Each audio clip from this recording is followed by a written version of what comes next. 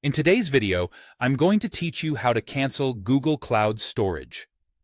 Google Cloud Platform, or GCP as it's commonly known, uses a pay-as-you-go billing model.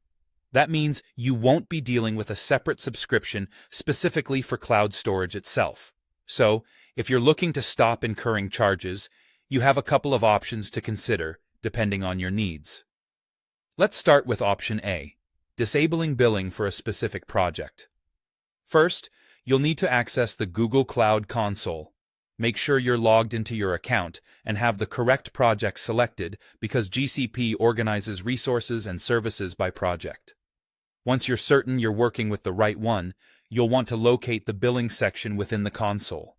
It should be pretty straightforward to find, often represented by a $ icon or listed in your menu options. When you find your project, look to the side to spot the menu icon that looks like 3 vertical dots. This is typically referred to as the More Options menu. Clicking on this will allow you to select Disable Billing. Go ahead and confirm this action. It's important to note that by disabling billing for a project, you'll effectively stop all billable services tied to it, not just cloud storage. This includes resources like virtual machines or any managed databases you might have running. So, it's a good idea to ensure that you won't need these resources before proceeding, as they will become inactive immediately once billing is disabled. Now, let's explore option B, closing the entire cloud billing account.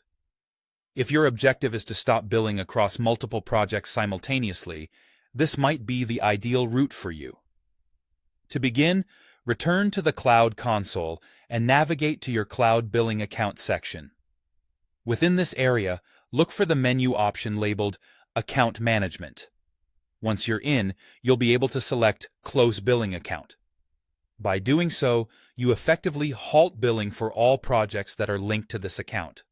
However, with this option, keep in mind that any project that doesn't have an active billing account will stop functioning. This includes not only cloud storage, but any other services associated with your GCP projects. Understanding these processes can help you manage your costs effectively and ensure that you're not paying for services you're not using. Each option here has its advantages, depending on whether you need to manage individual projects or several at a time. So, take the time to assess which option best suits your current needs with GCP. Once you've completed these steps, you can rest easy knowing that your Google Cloud charges will be stopped, and you'll have full control over reactivating your services should you choose to do so in the future.